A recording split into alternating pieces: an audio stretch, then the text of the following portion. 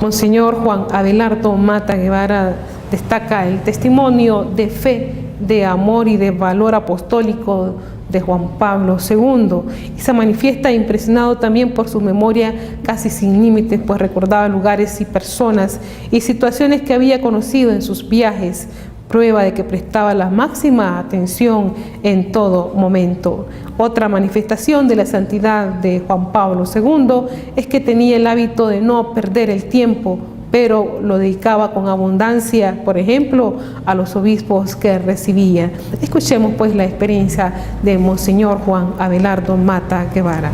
Muy buenos días. Efectivamente, siendo niño, oí hablar de Pío XII, me acuerdo bien el día que murió, como también en el año 1963, cuando fue nombrado el nuevo Papa de entonces, Giuseppe Roncalli, patriarca de Venecia, y estábamos en el pleno desarrollo ya pronto de lo que se llamó el Concilio Vaticano II.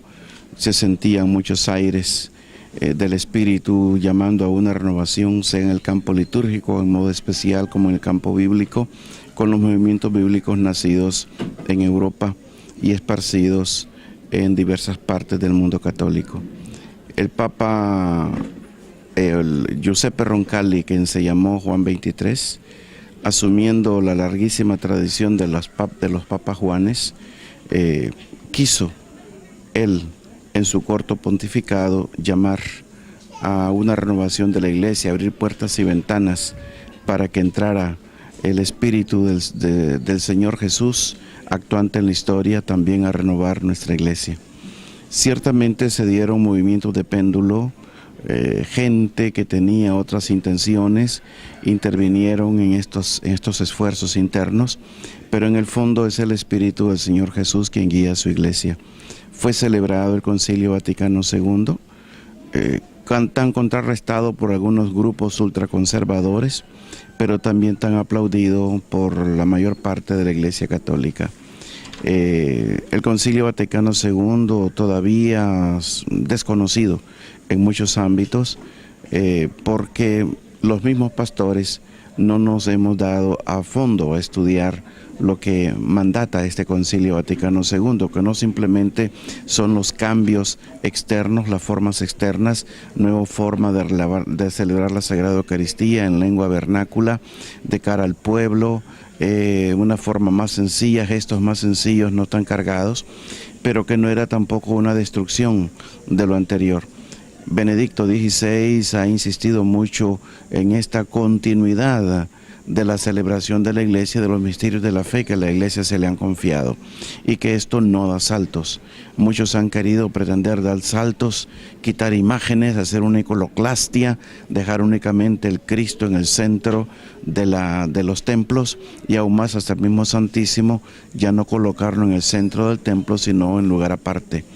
Todo eso creó pues una cierta forma diversa de estructurar nuestros templos, los espacios y no solamente los tiempos de celebración.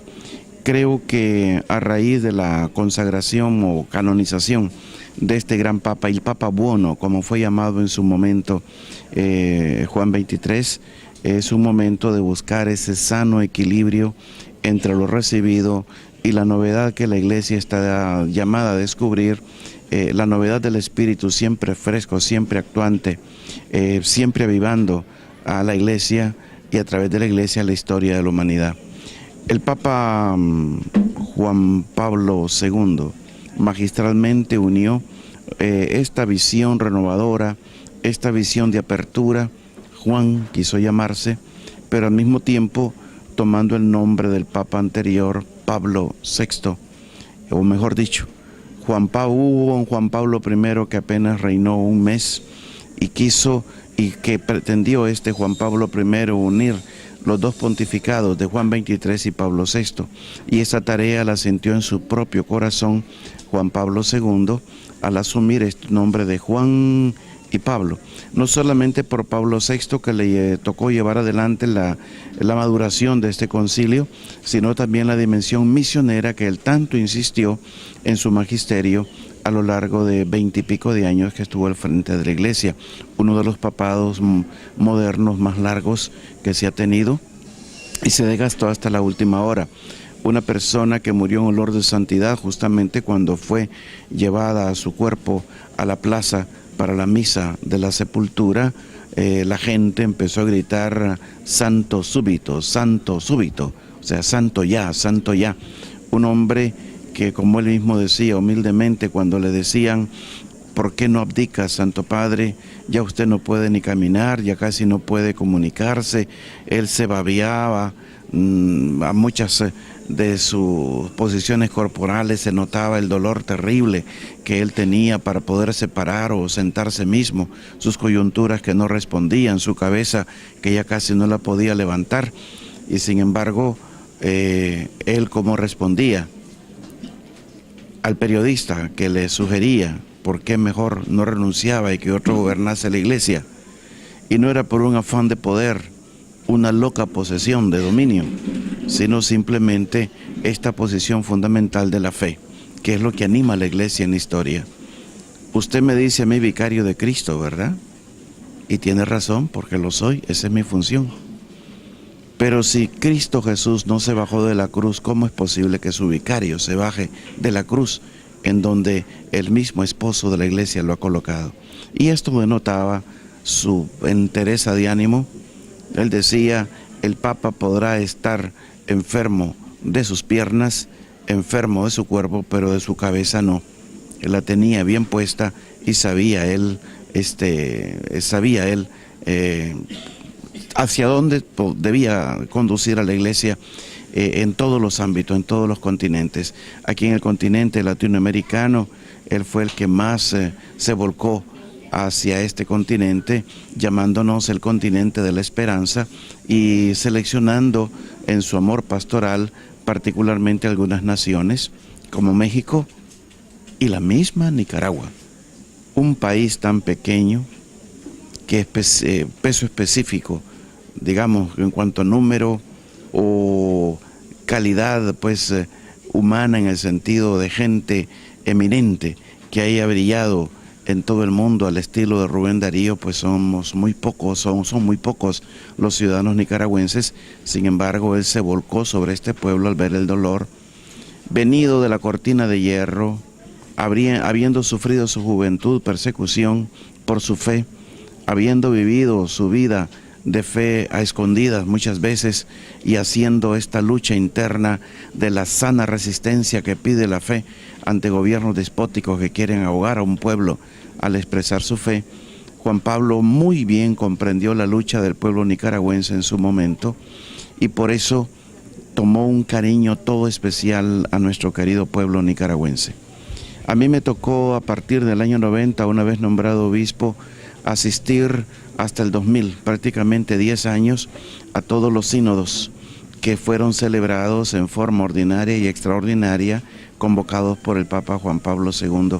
Esto me permitió estar muy cerca de él, sentarme a la mesa de él muchas veces, celebrar la Eucaristía con él, no solamente en ocasiones de los sínodos, sino también en las visitas ad limina que me ha tocado participar bajo su pontificado.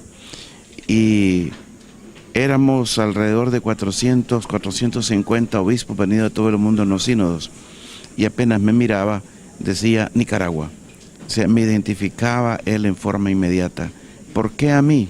Si yo podía confundirme con tantísimos otros obispos y de obispados mucho más importantes que los nuestros, humanamente hablando.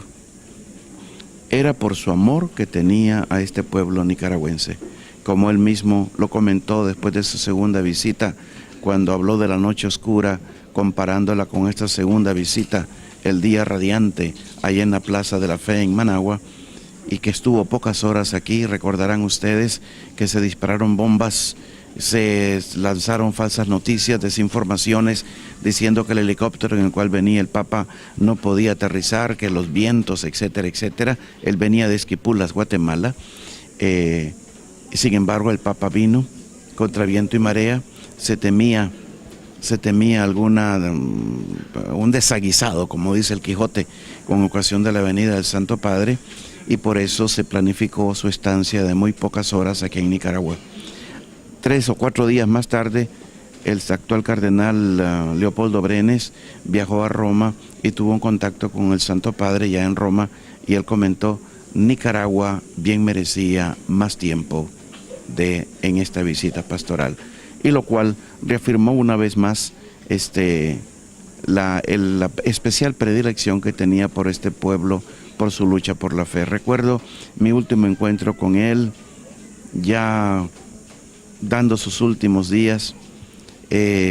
Yo no sabía que habían planificado una audiencia privada con el Santo Padre, porque estaba tan enfermo que no lo aseguraron, y sin embargo vino la audiencia privada de improviso, y fuimos rápidamente a saludar al Papa, y cuando él me vio me dice, musitando las palabras: Nicaragua, ¿cómo está el cardenal Obando? Me lo saluda. Fue lo último palabras que yo recibí de él, ya poco tiempo a caer ya en cama y de entrar en la recta final de su vida. Es solamente unas pequeñas anécdotas señalando la hermosura que Dios nos dio a este pueblo de tener cerca a un Papa que tanto nos quiso.